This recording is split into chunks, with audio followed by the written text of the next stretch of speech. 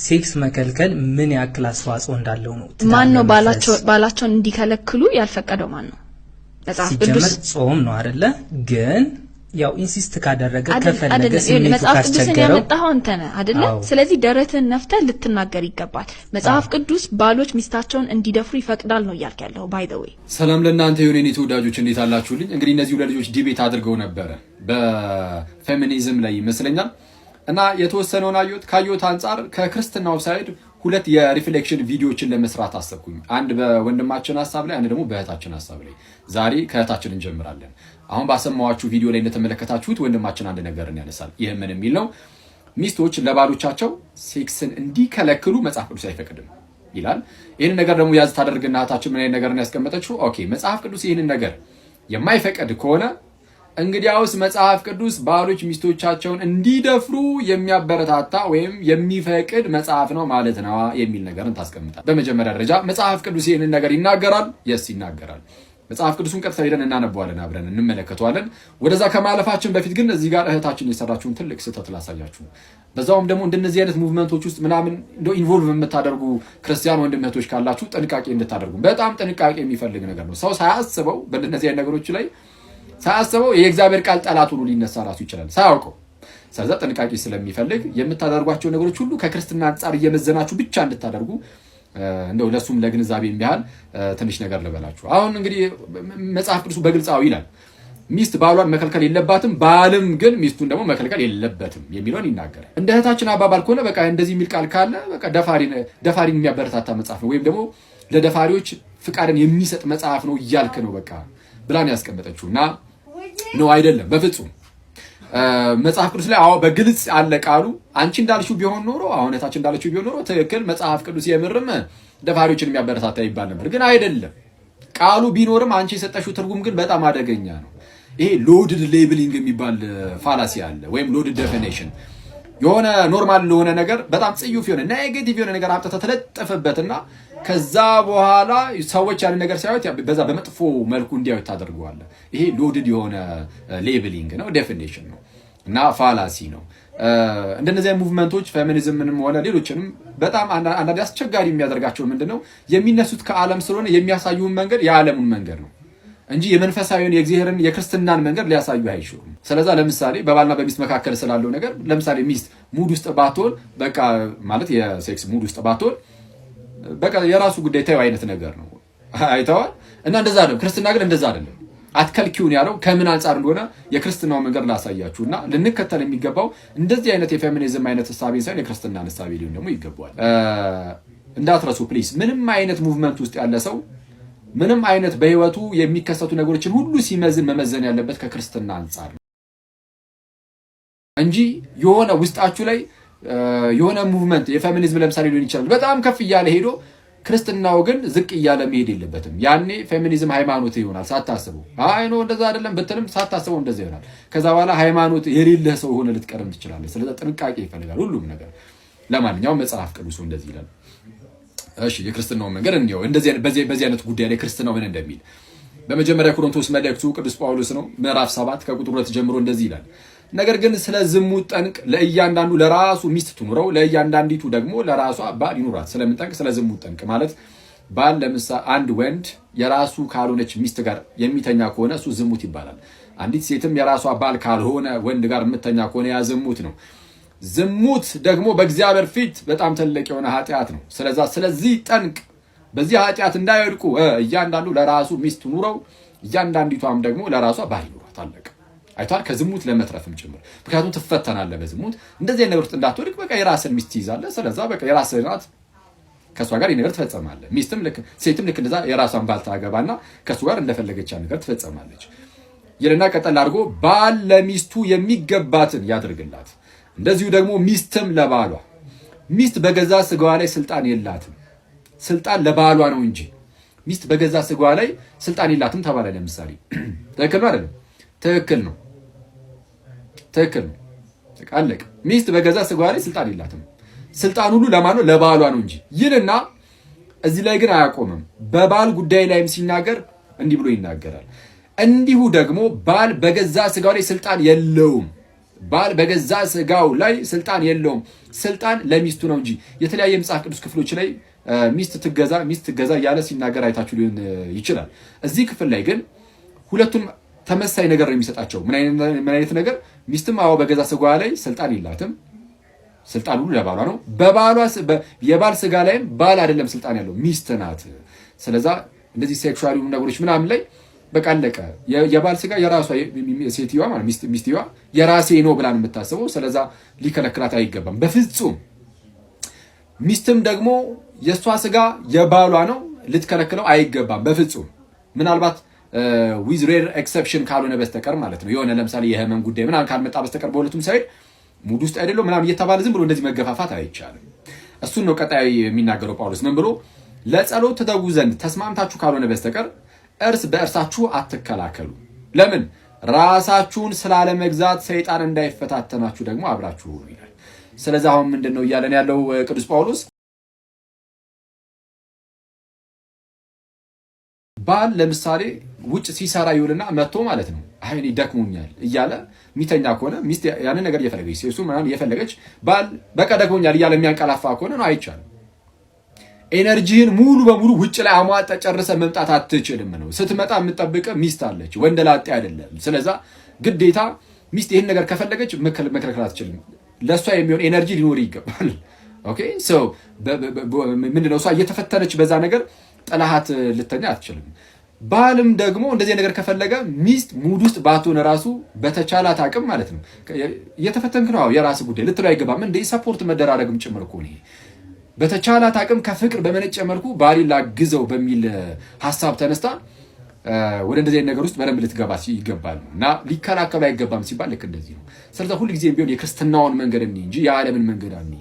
በዓለም መንገድ ብንጓዝ ወደ እግዚአብሔር ሳይሆን ወደ ዓለም ነው የምንቀርበው። ዓለምን መውደድ ደግሞ ከእግዚአብሔር ጋር ጥል ነው እንዲል መጽሐፍ ጥንቃቄ ይፈልጋል ነው። ሳናስበው ደግሞ መጽሐፍ ቅዱስንም እንዳነሳደብ ቀጣይ ደግሞ ጌታ ቢፈቅድና ብንኖር ወንድማችን አንድ የተናገረው ነገርም ስላለ አክቹአሊ ብዙ የተናገሯቸው ነገሮች አሉ። ሁለቱም ግን መጽሐፍ ቅዱስን ያለ አግባብ የጠቀሰበት ነገር አለ ብዬ ስለማስብ እሱ ላይ ይመጣበታለሁ። ይቆያል።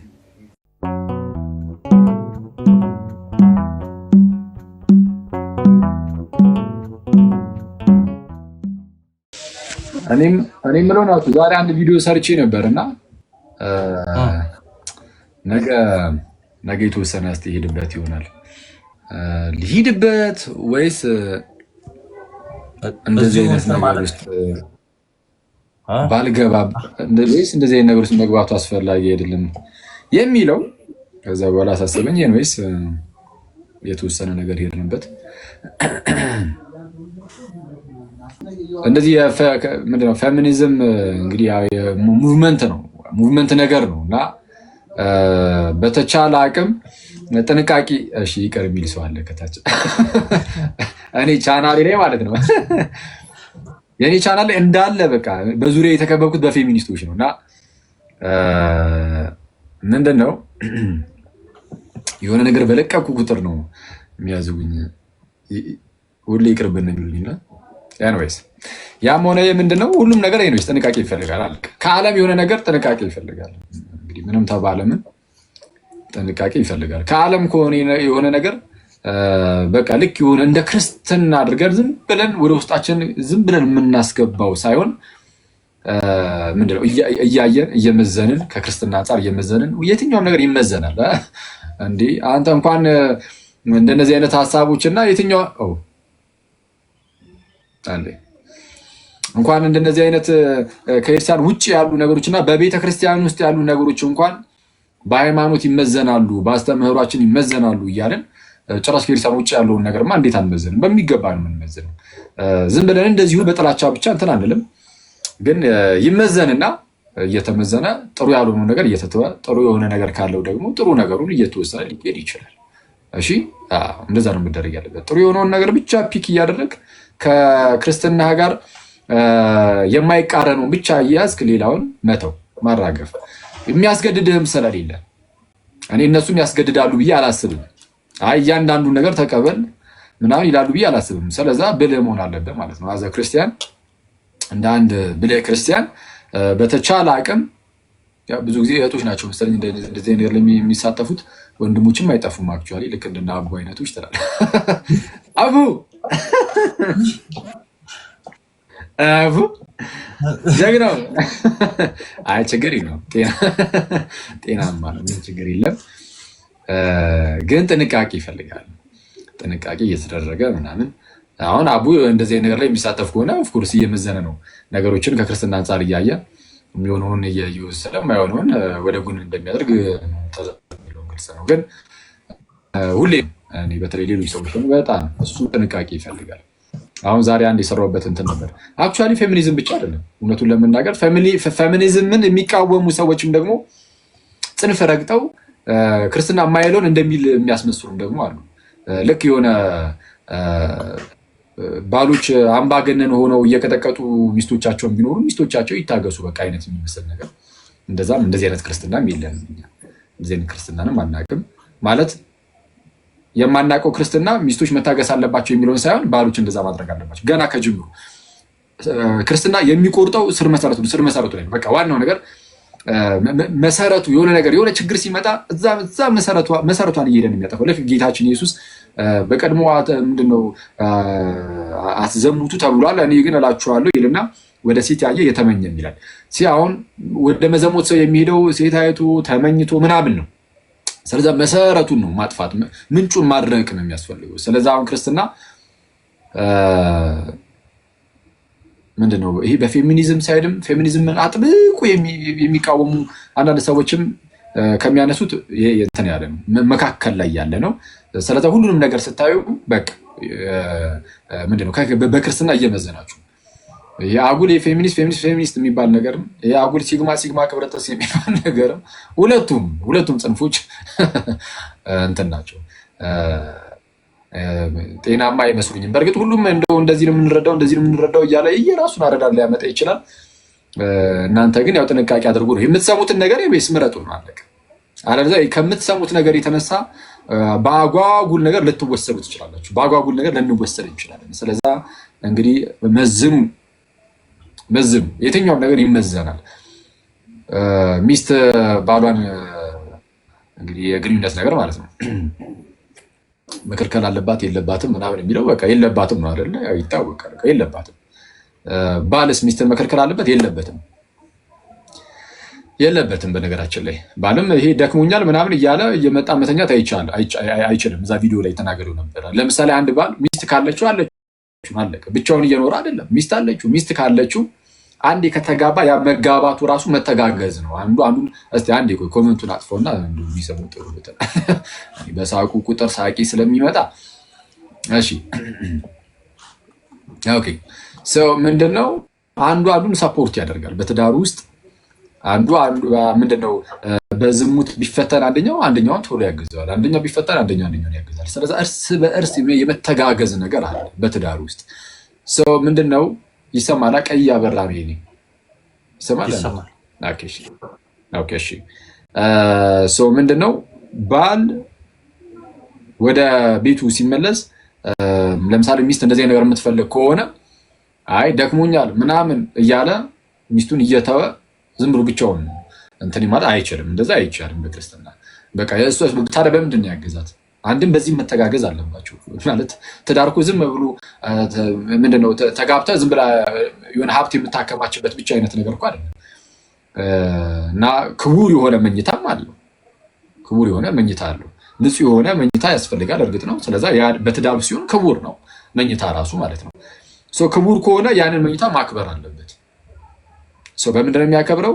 ባልየው ሲገባ ሙሉ ኤነርጂውን ሙሉ ኃይሉ እዛ ጨርሶ እዛ ውጭ ላይ ጨርሶ ማለት ነው ወደ ቤቱ ሲመጣ ልክ የሆነ እንደሆነ እንደ ሩም ነገር ዝም ብሎ መጥቶ የሚተኛበት ብቻ ተኝቶ የሚነሳበት እንደዛ ማረፊያ ብቻ እንደዛ መሆን የለበትም። ሚስት ስላለው ማለት ነው።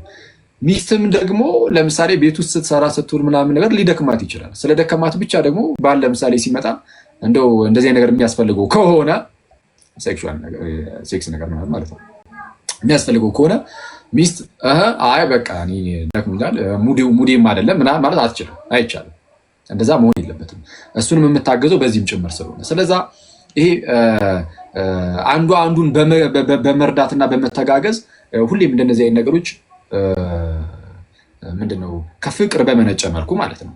አሁን ሚስት ያንን ነገር ስታደርግ ዝም ብላ በቃ ማድረግ ስላለባት ብቻ ሳይሆን ባሏን ስለምትወደው ኦኬ ባሌ እንደዚህ ነገር አስፈልጎታል፣ አው ካስፈልገውማ ኦኬ ብላ የሆነ ወደ እንደዚህ አይነት ነገር ውስጥ ራሷን እንትን ማለት ማሳደግ። ባልም ኦኬ ሚስቴ እንደዚህ ነገር ያስፈልጋታል፣ አው ዘን እኔ ከጎኗ መሆን አለብኝ እንደዚህ አይነት ነገር ሊል ይገባዋል። ስለዛ ምንድነው ይሄን ነገር ያነሳነበት ምክንያት አንዳንድ ሰዎች ምን አይነት ነገርን ሲያስቀምጡ እንሰማለን። አይ መጽሐፍ ቅዱስ ሚስት መከልከል የለባትም ብሎ የሚያስተምር ከሆነ እንግዲያውስ እንዲደፍሩ እየፈቀደ ነው ማለት ነው ብሎ የመደምደም ነገር ይታያል። ይሄ እንደዛ የሚባል ነገር የለም። እናንተ ለዛ ነገር እንደዚህ አይነት ትርጉም ሰጣችሁት ማለት ይሄው መጽሐፍ ቅዱስ ይላል በቃ አለ። ስለዚህ አሁን መጽሐፍ ቅዱስ የምር እንደዛ ስለሚል እናንተ እንደምትሉት ደፋሪን የሚያበረታታ ነው ማለት ነው አይደለም። እና ገና ከጅምሩ በቃ ሴት አዎ ሚስት ማለት ነው መከልከል የለባትም የሚለው ላይ ሰው ከተስማማ ቅድም ከአቡ ጋር እንደውም ኮመንት ላይ እያወራን ነበርና ኦኬ አዎ ሚስት መከልከል የለባትም እሱ ላይ ተስማማን። ግን ብትከለክለው ስድንገት ብትከለክለውና እሱ የሆነ በግድ እንደዚህ አይነት ነገር ቢፈጽምስ እሱ መድፈር አይሆንም ወይ አይነት የሚመስል ነገር ሲነሳ ነበርና የመጀመሪያው ገና ከጅምሩ የመጀመሪያው ፌዝ ላይ የምንስማማ ከሆነ ይሄ በቃ መከልከል አትችልም የሚለው ላይ መከልከል አትችልም ማለቱ መጽሐፍ ቅዱስ መድፈርን ማበረታታቱ እንዳልሆነ በቃ ተግባባን። በቃ እዚህ ድረስ ከተስማማን ይሄ በጣም ትልቅ ነገር ነው። እየተባለ ያለው ግን አይ ገና ከጅምሩ ከከለከላት ሚስትን ማለት ነው በቃ ደፋሪ ነው፣ ደፋሪ የሚያበረታታ መጽሐፍ ነው እንደዚህ ተብሎ አይደምድም። ይሄ ቃል በመጽሐፍ ቅዱስ ውስጥ ያለው የእግዚአብሔር ጥበብ ነው በነገራችን እና የእግዚአብሔርን ጥበብ በጸና መልኩ እናቆመውና እንደዚህ አይነት ሰዋዊ አስተሳሰቦች በዛ በምናቆመው በእግዚአብሔር ቃል ልናፈርስ ይገባል። ሰዋዊ አስተሳሰቦችን እንጂ ይሄ ከፍ የሚለውን የሰዎችን ሀሳብ ሁሉ እናፈልሳለን እንደሚለው በእግዚአብሔር ቃል አይገባም። ከዛ ውጭ ግን ይሄ እንደው ይሄ ነገር መድፈር ይባላል ወይ አይባልም ወይ ምናምን እንደዚህ አይነት ጭቅጭቅ ውስጥ መግባት አያስፈልግም። መጽሐፍ ቅዱስ ላይ እንደዚህ አይነት ነገር የለም። ኢትዮጵያ ውስጥ ነው እየኖርን ያለ ነው አይደል? ለምሳሌ በኢትዮጵያ ሕግም ቢሆን ሚስት ሄዳ ባሌ ደፈረኝ አይነት ነገር ብላ ትከሳለች? የለም እንደዚህ አይነት ነገር ሕግም እንደዚህ ነገር አያውቅም። ስለዚህ አሁን ዝም ብሎ ይሄ የመነታረኪያ ርዕስ ብቻ ማድረግ ሳይሆን ነገሮችን በቃ ከክርስትና አንጻሪው በቃ መደረግ ያለበት ገና ከጅምሩ ሴትም አትከልክል በቃ አለቀ። የመጀመሪያው ጥፋት እሷ ጋር የሚሆን ከሆነ ያንን ጥፋት ማቋረጥ ስር መሰረቱን ምንጩን መዝጋት እንጂ ኦኬ ከዛ በኋላ የሚፈጠሩ ነገሮች ሁሉ በበሽታ ውስጥ ሆኖ የሚደረጉ ነገሮች ናቸው። በባልም በሚስትም በኩል ባል አሁን እንደዛ ማድረግ የለበትም። ግን ያንን ካደረገ ግን ገና ከጅምሩ የማን ጥፋት ሆኖ ነው ሊባል ነው? እንዲያውም በዚህ ነገር ላይ ከተስማማን የሚስት ጥፋት ሆኖ ያንን ያደረገው ያስብላል። ስለዚህ እንደዚህ አይነት ነገሮች እንዳይመጡ በቃ ሚስት ይህን ነገር ማድረግ የለባትም፣ ባልም ይህን ነገር ማድረግ የለበትም ተብሎ ሊዘጋ ይገባል እንጂ ይሄ በየሶሻል ሚዲያው እየወጡ ደፋሪ ምናምን እየተባሉ መሰዳደብ ያናለ ያንድ ጠቃሚ አይመስለኝም። እና ሁሉም ነገር የሆነ ከክርስትና አንጻር ታየ ቢደረግ መልካም ነው። ቀጣይ ግን እዛ የሆነ ዲቤት አድርጎ ነው ባይዚ አንድ ወንድምና እህት ማለት ነው። እና ወንድም ያውን ዲቤት ያደረገው ወንድምም ያነሳው ነገር አለ። እሱ ላይ ያው እንግዲህ በቃ በቪዲዮ ይሄድበታል። ክርስቶስ እየተመታ እየተሰቀለ ምናምን ይቅር በላቸው ስላለ ሚስትም እየተቀጠቀጠች ምናምን እንደዛው ትኑር አይነት የሚመስል ነገር ሲናገር ስለነበር ይሄ አሁን ሚስዩዝ ማድረግ ነው መጽሐፍ ቅዱስ በዛ መልኩ አይደለም የሚናገረው። መጽሐፍ ቅዱስ በዛ መልኩ አይናገርም። ስለመታት ይፋቱ ምናምን የሚል የለም። እውነቱን ነገር እንደዛም አይልም። በእርግጥ ግን መታየት ያለበት አሁንም ከየትኛው ሳይሆን ከባል አንጻር ታይቶ ባል በጭራሽ እንደዛ ማድረግ አይችልም የሚለውን አስረግጠን ነው አቁመን ነው መሄድ የምንችለው እንጂ በቃ ባል እየመታት እሷ እንትን እያለች ትኖር ምናምን እንደዛ የሚባል ነገር የለም። እና እዛ ላይ እሄድበታለሁ፣ አክቹዋሊ ቪዲዮ እሰራበታለሁ ጌታ ቢፈቅድ እና እንደዛ ነው። ዛሬ ግን ያው የገላትያ መልእክት ልናጠና ነው እዚህ የመጣ ነው ጋይስ። የገላትያ መልእክት ልናጠና ስለሆነ የመጣ ነው። እዚህ ርዕስ ላይ ብዙ መሄድ አንችልም። ናቱ እንግዲህ የገላትያ ምዕራፍ 5 ነው።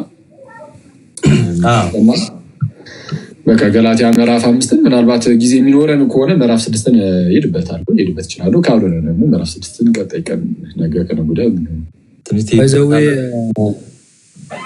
እንትኑ ላይ ግዴታ ምንድነው ህግ ምናምን ያልከው ላይ ጥያቄ ያለኝ ቤትን ስከፍት ወይም በስልክ በደንብ አድርጌ ነው ሞክት ደፈራ እንደሚባል ነው ማምነው። ገና በስልክ ብዙ ነገር አለ። የትኛው አንቀጽ ላይ ነው የሚለው ወንድምነት?